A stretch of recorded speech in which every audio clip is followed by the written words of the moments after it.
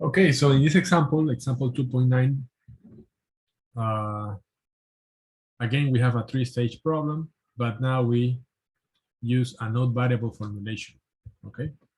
So same problem, but now it's using node variables formulation. So remember that in the previous problem, the number of variables were 16. So for this problem, the number of variables are 9. Okay. So now we can see that the problem in terms of the decision variables has been reduced. So this is the cost function, sorry, the profit function, right? So this is the amount of profit done by obtained by selling energy using contract A. This is the price of energy, 25. This is the number of hours, 144, among the whole 6-day period. And the variable representing the power sold for contract A. So then remember that in the tree, we have two branches out from the root node. The first one has a probability of 0.4, okay?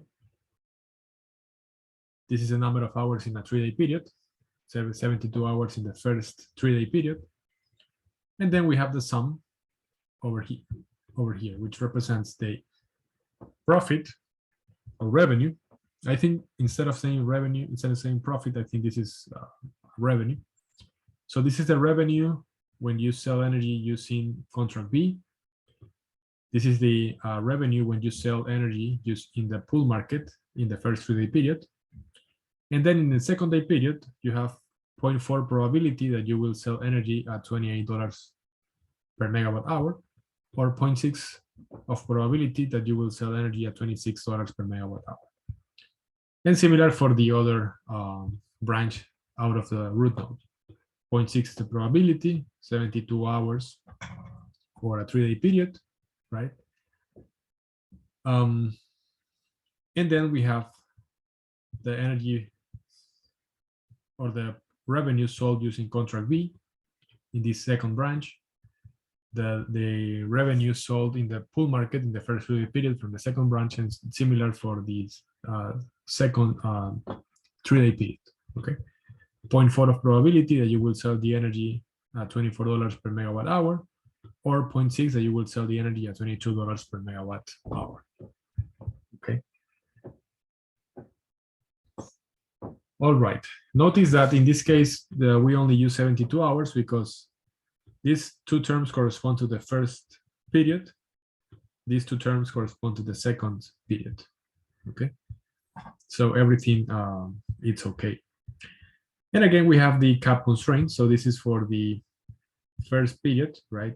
We only have power from sold using contract A and in the pool market, okay? And the one is for the first branch and the second is for the second branch, okay? Then these four are for the second 3-day period, right? We have energy from the contract A, energy from the, or power from the contract B, and power from the pool, represented by these 4 terms over here. Again, this is capped by 120 because that's the maximum power the producer can sell. Box constraint for the amount of power you can buy using contract A. Box constraint for the amount of power you can sell using contract B. I set box constraint for amount of power you can buy. It's you can sell from contract A, and non-negativity constraint. Okay. Solutions are the same, okay, as said by the author. So now let's see the example 2.9 in code. Okay. So I'm using Jupyter Notebook, NumPy, Gurobi, Python. Here, the problem with this formulation is that it's difficult to decompose it. So that's why the only data that I'm using is just these 2 lists, okay? And I can do it in a similar decomposable way as in example 2.8, but I have to think more about it. Or you can think more about it, but it's difficult to do it. That's also said in the book. I'm not saying it's impossible, but it's a little bit more challenging. Now I define the variables PA for the contract A, PB for contract B, PT1 for first period, PT2 for second period. This is one single variable, as you can see. This one is two variables, okay, for the two branches. Similar for PT1, two variables, and for PT2, we have four variables, okay? So P1, one variable, PB is indexed by this list, which is 1 and 3.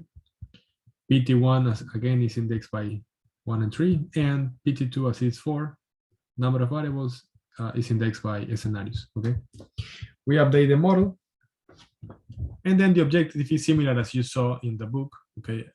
This is just exactly the same.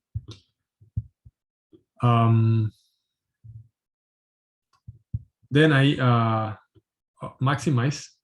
My objective is to maximize the revenue and the constraints. So this is the power produced in first period.